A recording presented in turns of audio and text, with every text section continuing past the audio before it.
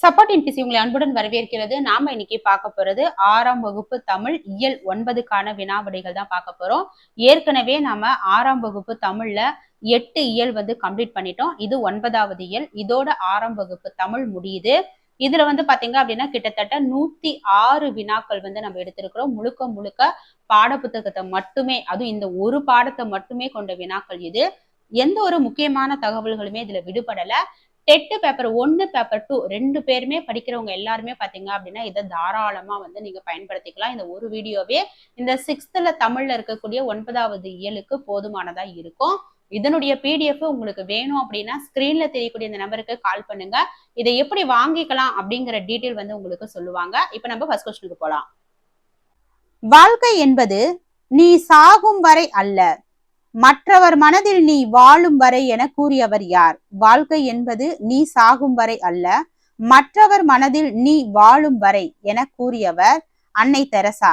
மற்றவர்களுக்கு உதவும் போதுதான் ஒரு மனிதன் அவர்கள் மனதில் நிலையாக வாழ முடியும் என்பதை அன்னை தெரசா உலகிற்கு உணர்த்தினார். புத்த பிரானின் வரலாற்றை கூறும் ஆசிய ஜோதி காப்பியத்தின் ஆசிரியர் யார்? புத்த பிரானின் வரலாற்றை கூறும் ஆசிய ஜோதி காப்பியத்தின் ஆசிரியர் கவிமணி தேசிக விநாயகனார். 20ஆம் நூற்றாண்டில் வாழ்ந்த கவிமணி அவர்கள் எட்வின் அர்னால்ட் எழுதிய ஆங்கில நூலை தழுவி இதனை தமிழில் படைத்தார். 20ஆம் நூற்றாண்டில் வாழ்ந்த கவிமணி அவர்கள், அதாவது கவிமணி தேசிக விநாயகனார் அவர்கள் எட்வின் அர்னால்ட் எழுதிய ஆங்கில நூலை தழுவி இதனை தமிழில் படைத்தார். கும்பி என்ற சொல்லின் சரியான பொருள் என்ன? கும்பி என்ற சொல்லின் பொருள் வயிறு. பசிப்பினி என்னும் பாவி வயிற்றை துன்புறுத்துவதால் செய்யுளில் வயிறு அப்படிங்கிறது கும்பி என்று அழைக்கப்படுகிறது. அன்னை தெரசா அவர்களுக்கு எந்த துறையில் நோபல் பரிசு வழங்கப்பட்டது? அன்னை தெரசா அவர்களுக்கு அமைதிக்கான நோபல் பரிசு தான் வழங்கப்பட்டது. ஆதரவற்ற குழந்தைகளுக்காகவும் நோயாளிகளுக்காகவும் அவர் செய்த உலகளாவிய தொண்டுக்காக அமைதிக்கான நோபல் பரிசு வழங்கப்பட்டது. ஆதரவற்ற குழந்தைகளுக்காகவும் நோயாளிகளுக்காகவும் அவர் செய்த உலகளாவிய தொண்டுக்காக அமைதிக்கான நோபல் பரிசு வழங்கப்பட்டது. நேற்று எங்கள் ஊரில் மழை பெய்தது. இத்தொடர் எக்காலத்தை காட்டுகிறது? நேற்று அப்படின்னு பாத்தீங்க அப்படின்னா இது இறந்த காலம்.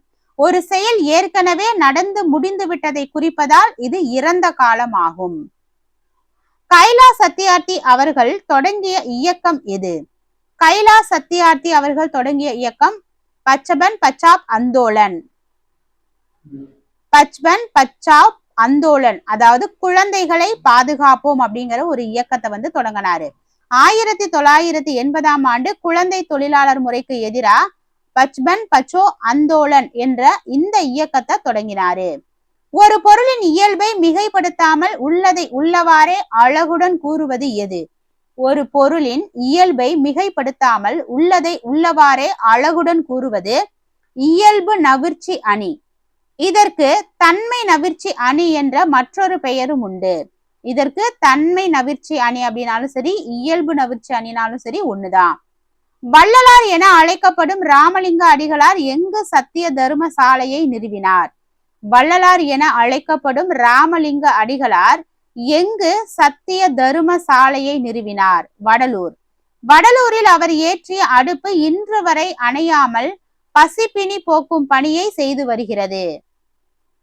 பிம்பிசார மன்னனின் யாகத்திற்காக ஆடுகள் கொண்டு செல்லப்பட்ட போது புத்தர் எத்தகைய ஆட்டை தன் தோளில் சுமந்தார்? பிம்பிசார மன்னனின் யாகத்திற்காக ஆடுகள் கொண்டு செல்லப்பட்ட போது புத்தர் எத்தகைய ஆட்டை தன் தோளில் சுமந்தார் அப்படின்னா அடிப்பட்ட ஆடு. மற்ற ஆடுகளோடு நடக்க முடியாமல் காலில் காயப்பட்டு தவித்த ஆட்டின் மீது கருணை கொண்டு அதனை தோளில் சுமந்து சென்றார் புத்தர். மெர்சி. மெர்சி என்ற ஆங்கில சொல்லுக்கு இணையான தமிழ் சொல் கருணை. மற்ற உயிர்கள் படும் துயரத்தை கண்டு உருகும் உயர்ந்த பண்பே கருணை எனப்படும். வாடிய பயிரை கண்ட போதெல்லாம் வாடினேன் என்று பாடியவர் யார்? வாடிய பயிரை கண்ட போதெல்லாம் வாடினேன் என்று பாடியவர் வள்ளலார். மனிதர்களிடம் மட்டுமல்லாது தாவரங்களிடமும் அன்பு செலுத்தியவர் வள்ளலார். எட்வின் அர்னால்ட் என்பவர் எழுதிய லைட் ஆஃப் ஏசியா எந்த மொழியில் அமைந்த நூல்? எட்வின் அர்னால்ட் என்பவர் எழுதிய லைட் ஆஃப் ஏசியா எந்த மொழியில் அமைந்த நூல் அப்படின்னா ஆங்கிலம். ஆங்கில மொழியில் எழுதப்பட்ட இந்நூலை அடிப்படையாக கொண்டுதான் ஆசிய ஜோதி தமிழில் எழுதப்பட்டது. ஆங்கில மொழியில் எழுதப்பட்ட இந்நூலை அடிப்படையாக கொண்டுதான் ஆசிய ஜோதி தமிழில் எழுதப்பட்டது. அணி என்னும் சொல்லின் பொருள் என்ன? அழகு. ஒரு செய்யுளை சொல்லாலும் பொருளாலும் அழகுற செய்வது அணி இலக்கணமாகும். ஒரு செய்யுளை சொல்லாலும் பொருளாலும் அழகுற செய்வது அணி இலக்கணம். கைலா சத்யார்த்தி அவர்கள் 2014 பெற்ற உயரிய விருது எது? கைலா சத்யார்த்தி அவர்கள் 2014 பெற்ற உயரிய விருது நோபல் பரிசு.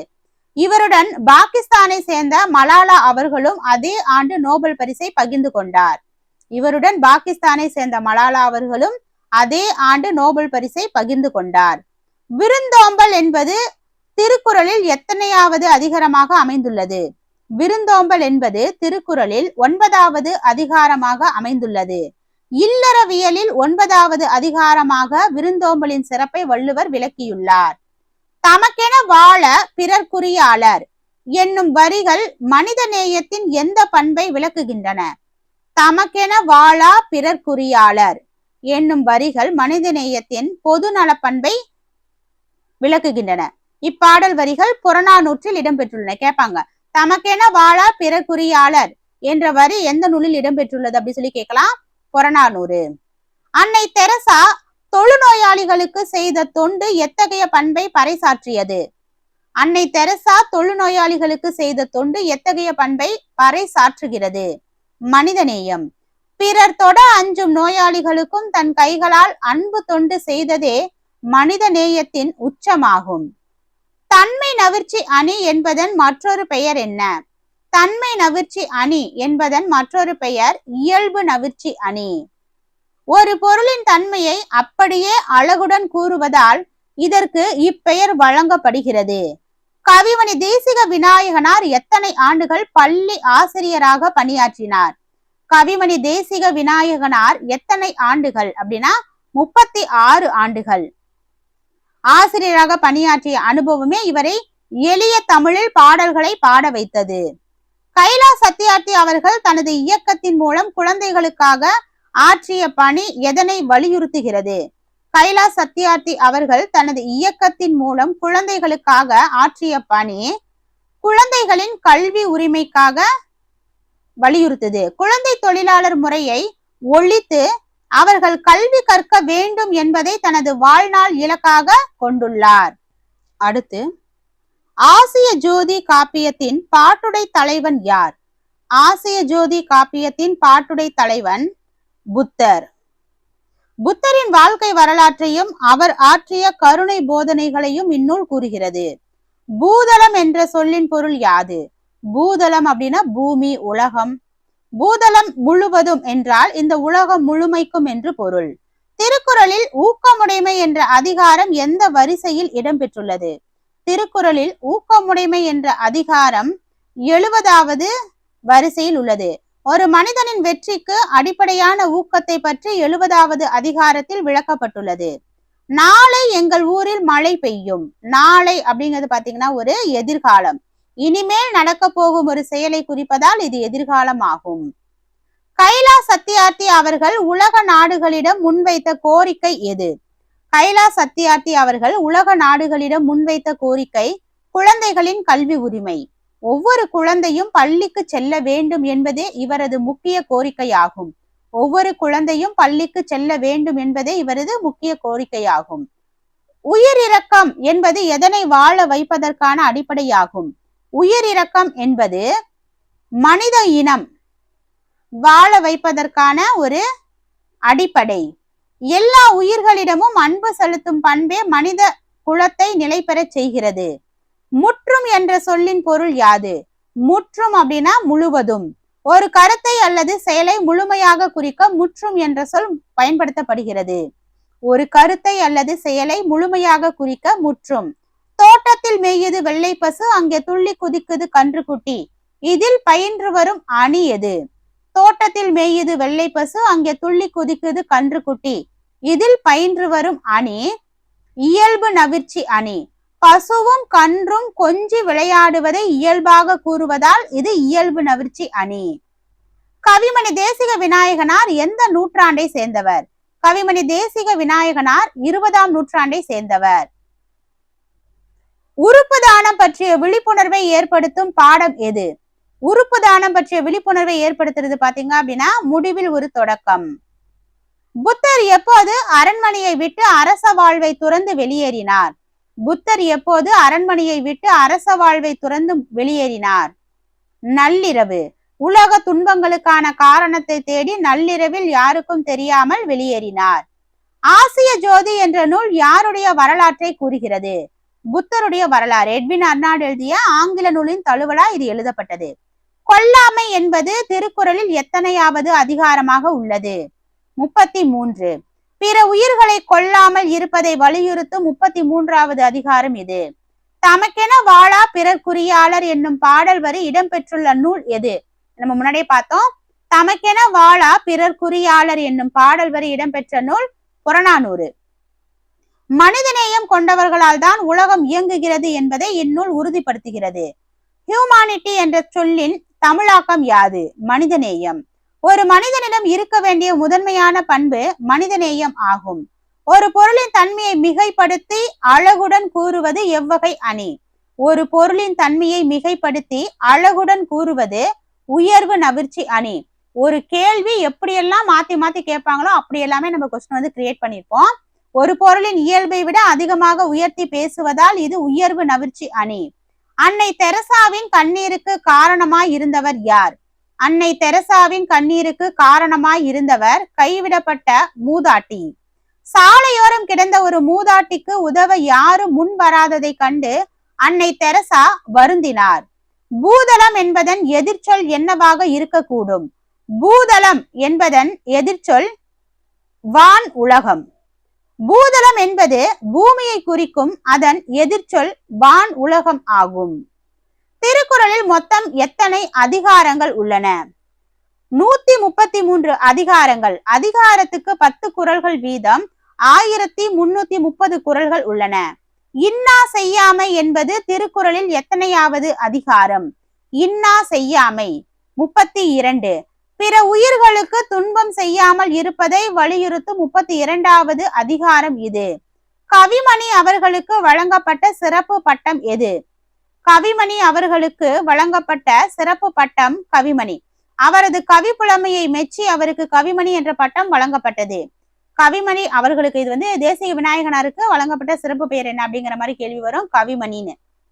நோபல் பிரைஸ் என்பதன் தமிழாக்கம் யாது? நோபல் பிரைஸ் அப்படின்னா நோபல் பரிசு.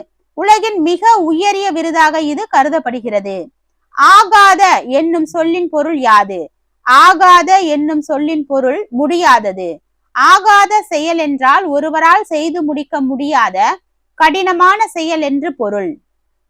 உயிரிரக்கம் என்ற சொல்லின் பொருள் யாது? உயிரிரக்கம் என்ற சொல்லின் பொருள் உயிர்கள் மீது அன்பு கொள்ளுதல். உயிர்கள் மீது அன்பு கொள்ளுதல். பிற உயிர்கள் படும் துயரத்தை கண்டு உருகும் குணமே உயிரிரக்கம். புத்தரின் போதனைகள் எதனை மையமாக கொண்டவை? கருணை. புத்தரின் போதனைகள் கருணையை மையமாக கொண்டது.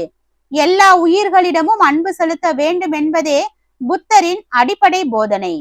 பிற உயிர்களை தம் உயிர் போல் எண்ணி காக்க வேண்டும். இது எத்தகைய ஒழுக்கம்? பிற உயிர்களை தம் உயிர் போல் எண்ணி பாதுகாக்க வேண்டும் அப்படிங்கிறது உயிர் ஒழுக்கம். சான்றோர்கள் போற்றும் மிகச் சிறந்த ஒழுக்கமான உயிர் ஒழுக்கத்தை புத்தர் வலியுறுத்தினார். கீழ்காணும் சொற்களை அகர வரிசைப்படுத்துக. இரக்கம், எளிமை, ஊக்கம், அவ்வை. அந்த வரிசையில அகர வரிசைப்படுத்தி இருக்கிறோம். தமிழ் அகர வரிசைப்படி கைலாஷ் சத்யார்த்தி அவர்கள் எந்த துறையில் நோபல் பரிசு பெற்றார்? கைலாஷ் சத்யார்த்தி பாத்தீங்க அப்படின்னா அமைதிக்கான நோபல் பரிசு. குழந்தை தொழிலாளர் முறைக்கு எதிரான ஒரு பணிக்காக 2014 பரிசு பெற்றார். மரம் தனக்காக பழங்களை தருவதில்லை. இது இயற்கையின் எத்தகைய பண்பு? கொடை, வள்ளல் தன்மை. இயற்கை தனக்காக வாழாமல் பிறருக்காக வாழ்கிறது என்பதை இது உணர்த்துகிறது. அன்னை தெரசா யாரை தத்தெடுத்து பராமரித்தார்? அன்னை தெரசா அனாதை குழந்தைகளை தத்தெடுத்து பராமரித்தார். ஆதரவற்ற குழந்தைகளுக்காக நிர்மல் ஹிருதய் என்ற இல்லங்களை உருவாக்கி அவர்களுக்கு தாயாக விளங்கினார். ஆதரவற்ற குழந்தைகளுக்காக நிர்மல் ஹிருதய் என்ற போன்ற இல்லங்களை உருவாக்கி அவர்களுக்கு தாயாக விளங்கினார். அடுத்து, குளிர் நீரில் குளித்தால் கூதல் அடிக்கும் இப்பாடல் வரியில் உள்ள அணி எது? குளிர் நீரில் குளித்தால் கூதல் அடிக்கும் இப்பாடல் வரியில் உள்ள அணி உயர்வு நவிர்ச்சி அணி.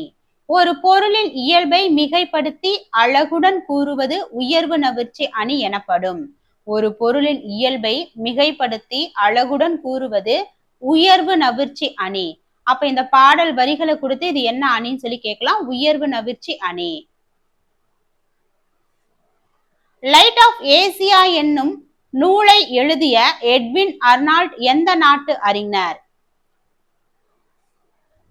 லைட் ஆஃப் ஏசியா என்னும் நூலை எழுதிய எட்வின் அர்னால்ட் இங்கிலாந்து நாட்டை சேர்ந்தவர்.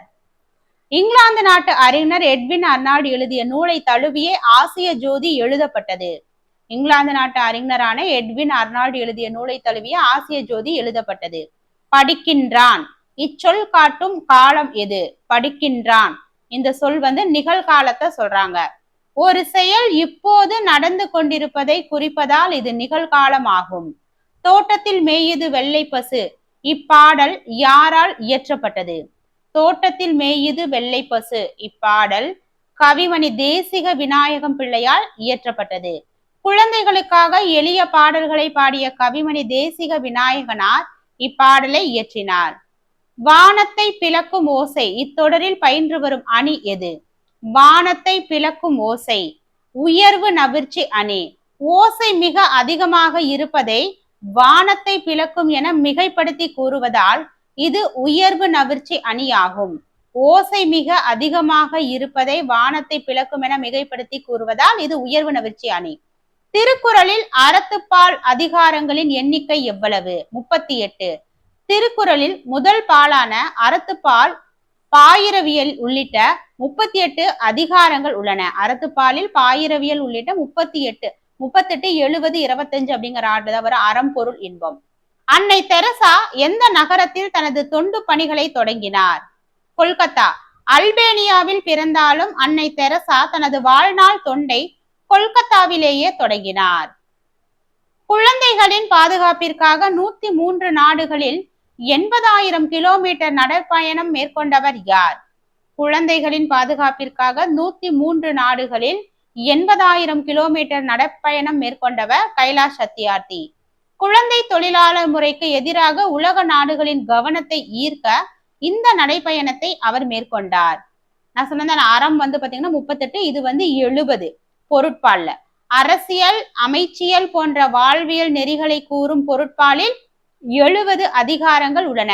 அறம் பொருள் இன்பம் பாத்தீங்க 38 70 25 இன்பத்துல இருக்கும். பசிப்பினி என்னும் பாவி இத்தொடர் இடம்பெற்றுள்ள நூல் எது? பசிப்பினி எனும் பாவி மணிமேகலை. பசியின் கொடுமையை விளக்கும் 50 காப்பியங்களில் ஒன்றான மணிமேகலையில் இவ்வரி இடம்பெற்றுள்ளது. ஆசிய ஜோதி பாடலில் வரும் கும்மி வயிறு என்பது எவ்வகை பெயர் சொல்? ஆசிய ஜோதி பாடலில் வரும் கும்பி எவ்வகை பெயர் சொல் அப்படின்னு சொல்லி பாத்தீங்கன்னா சினை பெயர். உடலின் உறுப்பை குறிக்கும் பெயர் சொல் சினை பெயர் எனப்படும். உலகமே ஒரு குடும்பம் என்று கருதும் பண்பு எது? உலகமே ஒரு குடும்பம் என்று கருதும் பண்பு மனிதநேயம். எவ்வித வேறுபாடுமின்றி எல்லா மனிதர்களிடமும் அன்பு செலுத்துவதே மனிதநேயம். டிரான்ஸ்பிளனேஷன் என்பதன் சரியான தமிழ் சொல்? டிரான்ஸ்பிளனேஷன். டிரான்ஸ்பிளேஷன் அப்படின்னா உறுப்பு மாற்று சிகிச்சை. ஒருவரின் உடலில் இருந்து உறுப்பை எடுத்து மற்றவருக்கு பொருத்தும் மருத்துவ முறை இது. டிரான்ஸ்பிளன்டேஷன். இதயம் தானம் செய்த ஹிதேந்திரனின் தந்தை அசோகன் எத்துறையில் நிபுணத்துவம் பெற்ற மருத்துவர்? இதயம் தானம் செய்த ஹிதேந்திரனின் தந்தை அசோகன் எத்துறையில் நிபுணத்துவம் பெற்ற மருத்துவர்? இதய நோய் சிகிச்சை. அவர் ஒரு இதய அறுவை சிகிச்சை நிபுணராக இருந்தும் தன் மகனின் இதயத்தை தானம் செய்தார். மழை பெய்தது இச்சொல்லின் வேர்ச்சொல் கண்டறிக. இப்போ வேர்ச்சொல் அப்படின்னு சொன்னாவே அந்த வார்த்தையில கட்டளை சொல்லாதான் நம்ம கொடுக்கணும். ஒரு வினை சொல்லின் பகுதி அல்லது ஏவல் சொல்லி அதன் வேர்ச்சொல் ஆகும். இப்ப பாருங்க, மழை பெய்தது அப்படின்னா பெய், மழையே பெய் அப்படின்னு சொல்றது. அப்ப கட்டளையா சொல்றோம், ஏவலா சொல்றோம். டிரான்ஸ்பிளனேட் என்ற ஆங்கில சொல்லுக்கு உறுப்பு மாற்று. கலைச்சொல் அறிவோம் பகுதியில டிரான்ஸ்பிளான்ட் என்பதற்கு உறுப்பு மாற்று என்று பொருள் வழங்கப்பட்டிருக்கு. தம் உயிர் போல் எவ்வுயிரும் செம்பொருளாக காண்பவர். இப்பாடல் வரியில் செம்பொருள் என்பது நிலையான பொருள். செம்பொருள் என்பது அழியாத நிலையான மெய்ப்பொருளை குறிக்கும், அதாவது இறைவனை குறிக்கும். அன்னை தெரசா அவர்கள் நோபல் பரிசு பெற்ற போது ஆற்றிய உரையில் எதனை வலியுறுத்தினார்? அன்னை தெரசா அவர்கள் நோபல் பரிசு பெற்ற போது ஆற்றிய உரையில் குடும்ப அன்பு மற்றும் அமைதியை குறித்து வலியுறுத்தினார். அமைதி நிலவ ஒவ்வொருவரும் தங்கள் குடும்பத்தாரிடம் அன்பு காட்ட வேண்டும் என அவர் வலியுறுத்தினார். காடும் மலையும் இத்தொடரில் பயின்று வரும் உண்மை இலக்கணம் எது? உண்மை தொகை எதுன்னு கேட்டிருக்காங்க. உண்மை அப்படின்னா என்னன்னு கொடுத்திருக்காங்க. இதுல எண்ணுண்மை. எனும் விகுதி வெளிப்படையாக எண்ணி வருவதால், இப்ப பாருங்க, காடும் டும் வந்திருக்குங்களா, மலையும். இப்ப வெளிப்படையா வந்து பாத்தீங்க அப்படின்னா வந்திருக்கு. இதனால இதை எண்ணுண்மை அப்படின்னு சொல்லி சொல்றோம். கவிமணி தேசிக விநாயகனார் எழுதிய ஆசிய ஜோதி காப்பியம் எத்தனை சருக்கங்களை கொண்டது? 7 சருக்கங்கள். புத்தரின் வரலாற்றை 7 சருக்கங்களாக பிரித்து இந்நூல் விளக்குகிறது. புத்தரின் வரலாற்றை 7 சருக்கங்களாக பிரித்து இந்நூல் விளக்குகிறது. திருக்குறளில் ஒவ்வொரு அதிகாரத்திலும் எத்தனை பாடல்கள் உள்ளன? அதாவது எத்தனை திருக்குறள் இருக்கு? 10 திருக்குறள். 10 குறட்பாக்கள் சேர்ந்தது ஒரு அதிகாரம் ஆகும். இறந்த காலம் எப்படி பிரிப்போம்? இறந்த கூட்டல் காலம். ஏற்கனவே நடந்து முடிந்த காலத்தை இறந்த காலம் என பிரிப்போம். கைலாஷ் சத்யார்த்தி அவர்களுக்கு அமைதிக்கான நோபல் பரிசு வழங்கப்பட்ட ஆண்டு 2014. 2014ஆம் ஆண்டு பாகிஸ்தானின் மலாலாவுடன் இணைந்து இப்பரிசை பெற்றார். கூதல் என்ற சொல்லின் சரியான பொருள் யாது? கூதல் அப்படின்னா குளிர். குளிரினால் ஏற்படும் நடுக்கத்தை அல்லது குளிர்ச்சியான காலத்தை கூதல் என்பர். கவிமணி தேசிக விநாயகனார் பிறந்த ஊர் எது? கவிமணி தேசிக விநாயகனார் தேரூரில் பிறந்தார். கவிமணி அவர்கள் கன்னியாகுமரி மாவட்டத்தில் உள்ள தேரூர் என்னும் ஊரில் பிறந்தார். அன்னை தெரசா அவர்கள் மிக சிறு வயதிலேயே எந்த அமைப்பில் சேர்ந்தார்? அன்னை தெரசா அவர்கள் மிக சிறு வயதிலேயே லொரேட்டோ சகோதரிகள் சங்கம் என்ற அமைப்புல சேர்ந்தாங்க. லொரேட்டோ சகோதரிகள் சங்கம். அயர்லாந்தில் உள்ள லொரேட்டோ சகோதரிகள் சங்கத்தில் இணைந்து தனது ஆன்மீக பயணத்தை தொடங்கினார். ஆசிய ஜோதி நூலின் மூல நூல் எதனை பற்றியது? ஆசிய ஜோதி நூலின் மூல நூல் எதனை பற்றியதுன்னா கௌதம புத்திரர். புத்தரின் வாழ்க்கை வரலாற்றை கூறும் லைட் ஆஃப் ஏசியா நூலையே இது அடிப்படையாக கொண்டது. உள்ளத்தால் நினைத்தாலும் கூட தவறானது எது என வள்ளுவர் எதனை கூறுகிறார்? உள்ளத்தால் களவு, அதாவது திருட்ட நினைச்சாலும் அது தப்புதான். அடுத்தவர் பொருளை திருடலாம் என மனதால் எண்ணுவது கூட திருட்டே என்கிறார் வள்ளுவர். மூளை செயலிழப்பு ஏற்பட்ட ஒருவரின் உறுப்புகளை பிறருக்கு பொருத்துவது டேஸ் எனப்படும். மூளை செயலிழப்பு ஏற்பட்ட ஒருவரின் உறுப்புகளை பிறருக்கு பொருத்துவது உறுப்பு தானம் எனப்படும். மூளை செயலிழந்த ஒருவரின் நல்ல நிலையில் உள்ள உறுப்புகளை தானம் செய்வது உறுப்பு தானம். மருந்துடன் எதனை கலந்து கொடுப்பது போன்றது அணி? மருந்துடன் தேனை கலந்து கொடுப்பது போன்றது அணி. கசப்பான மருந்தை தேனில் கலந்து கொடுப்பது போல கருத்தை அழகாக சொல்வது அணி எனப்படும். யாகசாலையில் இருந்தவர்கள் யாரை கண்டு பயந்தனர்? யாகசாலையில் இருந்தவர்கள் புத்தரை கண்டு பயந்தனர். யாகசாலையில் ஆடுகளை பலியிட நின்றவர்கள் புத்தரின் வருகையை கண்டு அஞ்சினர். உலகத்தை குழந்தைகளின் கண் கொண்டு பாருங்கள், உலகம் அழகானது என்று கூறியவர் யார்? உலகத்தை குழந்தைகளின் கண் கொண்டு பாருங்கள், உலகம் அழகானது என்று கூறியவர் கைலாஷ் சத்யார்த்தி. குழந்தைகளின் உலகம் களங்கமற்றது என்பதை வலியுறுத்த இவ்வாறு கூறினார். இருள் சேர் இருவினையும் சேரா டேஸ் பொருள் சேர் புகழ் புரிந்தார் மாட்டு. இறைவன். இருள் சேர் இருவினையும் சேரா இறைவன் பொருள் சேர் புகழ் புரிந்தார் மாட்டு. இறைவனின் புகழை போற்றுபவர்களுக்கு நல்வினை தீவினை என்னும் இரு வினைகளும் சேராது. பொருள் அல்லவரை பொருளாக செய்யும் பொருள் அல்லது இல்லை பொருள். இதில் பயின்று வந்துள்ள அணி. பொருள் அல்லவரை பொருளாக செய்யும் பொருள் அல்லது இல்லை பொருள். இதில் பயின்று வந்துள்ள அணி சொற்பொருள் பின்வரும் நிலையணி. பொருள் என்ற சொல் மீண்டும் மீண்டும் வந்து ஒரே பொருளை தருவதால் இது இத்தகைய அணியாகும். அதாவது பொருள்ங்கிற அந்த ஒரு சொல்ல திரும்ப திரும்ப வர்றதுனால இது சொற்பொருள் பின்வரும் நிலையணி. அன்பின் வலியது உயிர்நிலை அஃதிலாருக்கு என்பு தோல் போர்த்த உடம்பு. அன்பின் வலியது உயிர்நிலை அஃதிலாருக்கு என்பு தோல் போர்த்த உடம்பு அப்படின்னா இதுல என்பு அப்படிங்கிறது எலும்பு. என்பு என்பது எலும்பை குறிக்கும். அன்பு இல்லாத உடல் வெறும் எலும்பு கூடு போன்றது. உப்பு பாரம் ஏத்தும் வண்டி எது? உப்பு பாரம் ஏத்தும் வண்டி ரயில் வண்டி. உப்பு காற்றில் உப்பு பாரம் ஏத்தும் ரயில் வண்டி என பாடப்பகுதியில் உவமையாக கூறப்பட்டுள்ளது. ஆசிய ஜோதி கூறும் தலை சிறந்த பண்பு. ஆசிய ஜோதி கூறுறது இரக்கத்தை பத்தி. எல்லா உயிர்களிடமும் இரக்கம் கொள்ள வேண்டும் என்பதே புத்தரின் போதனை. குழந்தைகளை தொழிலாளர்களாக மாற்றுவது எத்தன்மைக்கு எதிரான குற்றம். குழந்தைகளை தொழிலாளர்களாக மாற்றுவது மனித நற்பண்புக்கு எதிரான குற்றம்.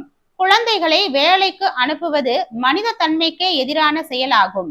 தன் பொருளை கவர்ந்தவரிடம், அதாவது திருடன் கிட்ட அன்பு காட்டியவர் யார் அப்படின்னு சொல்லி பாத்தீங்கன்னா வள்ளலார்.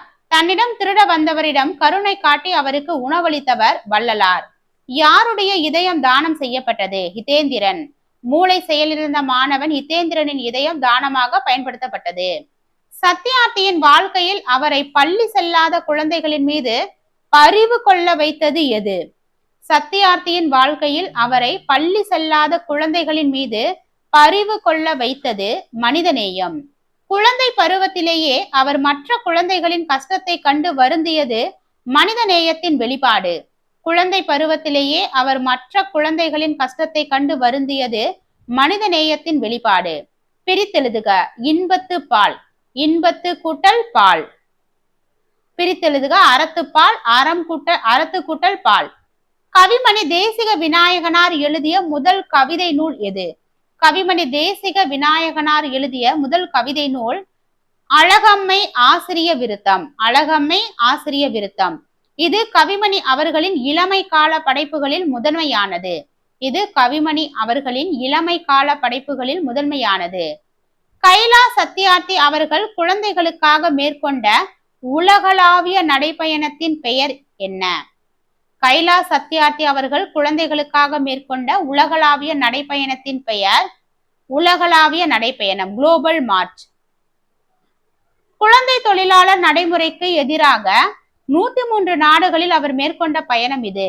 குழந்தை தொழிலாளர் முறைக்கு எதிராக 103 நாடுகளில் அவர் மேற்கொண்ட பயணம் இது, உலகளாவிய நடைப்பயணம். இதயம் தானம் செய்த ஹிதேந்திரனின் தாயார் பெயர் என்ன? இதயம் தானம் செய்த ஹிதேந்திரனின் தாயார் பெயர் புஷ்பாஞ்சலி. மருத்துவர் அசோகன் புஷ்பாஞ்சலி தம்பதியினரின் மகனே ஹிதேந்திரன். அன்னை தெரசாவுக்கு பின் அமைதிக்கான நோபல் பரிசு பெற்ற இந்தியர் யார்? அன்னை தெரசாவுக்கு பின் அமைதிக்கான நோபல் பரிசு பெற்ற இந்திய அறிஞர் கைலா சத்யார்த்தி. அன்னை தெரசாவுக்கு பிறகு அமைதிக்கான நோபல் பரிசு பெற்ற இரண்டாவது இந்தியர் இவர். புத்தர் பிரான் நள்ளிரவில் அரண்மனையை விட்டு வெளியேறிய நிகழ்வை எவ்வாறு அழைப்பார்கள்? புத்த பிரான் நள்ளிரவில் அரண்மனையை விட்டு வெளியேறிய நிகழ்வை மகா அபினிஷ்க மரணம், அதாவது துறவு. உலக துயரங்களுக்கு பதில் தேடி அவர் துறவு மேற்கொண்ட நிகழ்வு இது, மகா அபினிஷ்க மரணம். அடுத்து பொறுத்துக. அன்னை தெரசா நோயாளிகளிடம் அன்பு காட்டியவர். கைலா சத்யார்த்தி. கைலா சத்யார்த்தி குழந்தைகள் உரிமைக்கு பாடுபட்டவர். வள்ளலார் அப்படின்னா பசிப்பினி போக்கியவர். உயிரை காக்க பாடுபடுவது. உயிரை காக்க பாடுபடுவது உடலுக்கு உயிர் கொடுத்து எழுப்புவது. எளிய செயல் உயிரை அழிப்பது. முடியாத செயல் உலகம் முழுவதையும் ஆட்சி புரியலாம். முடியாத செயல் உலகம் முழுவதையும் ஆட்சி செய்யலாம். நல்ல மனம் கொண்டவர் எறும்பு. அடுத்து மரம் தனக்காக கனிகளை தருவதில்லை. ஆறு தனக்காக ஓடுவதில்லை. மழை தனக்காக பெய்வதில்லை. நிலம் தனக்காக விளைவதில்லை. நீள் நிலம் அப்படின்னா பரந்த உலகம். கருணை இரக்கம். பூதலம் பூமி. வீழும் வீழும். பொறுத்துக. பெற்றோர் ஒரு மருத்துவர்.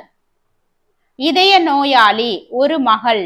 மூளை செயலிழப்பு ஹிதேந்திரன். மூளை செயலிழப்பு பாத்தீங்க அப்படின்னா சரி செய்வது கடினமானது. இதய கொடையாளி தான் ஹிதேந்திரன். மூளை செயலிழப்பு சரி செய்வது கடினமானது. ஹிதேந்திரன் இதய கொடையாளி. குழந்தைகளை பாதுகாப்போம். குழந்தைகளை பாதுகாப்போம் பாத்தீங்க அப்படின்னா குழந்தை தொழிலாளர் முறை ஒழிப்பு.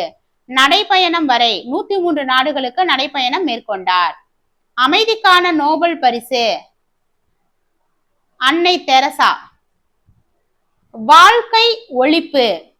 வாழ்க்கை ஒழிப்பு பாத்தீங்க அப்படின்னா மற்றவர் மனதில் வாழும் வரை. பாடி அழைத்தார். பாதாள கங்கை. குளிர் நீரில். கூதல் வெந்நீரில். அனல் உரைக்கும். ஆகாச கங்கை. மேலே கருக்கும். இதோட பாத்தீங்க அப்படின்னா 106 வினாக்கள் வந்து நமக்கு கம்ப்ளீட் ஆயிடுச்சு. ரொம்ப ரொம்ப இம்பார்ட்டன்ட் லெசன். இதோட 6th கம்ப்ளீட் ஆகுது. இதனுடைய PDF உங்களுக்கு வேணும் அப்படின்னா ஸ்கிரீன்ல தெரியக்கூடிய இந்த நம்பருக்கு கால் பண்ணுங்க. இது எப்படி வாங்கிக்கலாம் அப்படிங்கிற டீட்டெயில் வந்து சொல்லுவாங்க. இது மட்டும் இல்லாம நம்ம எல்லா ஸ்டாண்டர்டுக்குமே 1 to 10th வரைக்குமே தமிழ், சயின்ஸ், சோசியல், சைக்காலஜி ஃபுல்லாவே கொடுத்துட்டு இருக்கோம். டெட்டுக்கு படிக்கிறவங்களுக்கும் சரி, அதே மாதிரி டிஎன்பிஎஸ்சி படிக்கிறவங்களுக்கும் சரி, இது முழுக்க முழுக்க பாத்தீங்க அப்படின்னா ஃபுல்லா கவர் பண்ற மாதிரி தான் நம்ம கொடுத்துருக்குறோம். அதனால எல்லாருமே ஃபாலோ பண்ணிக்கோங்க. தேங்க்யூ.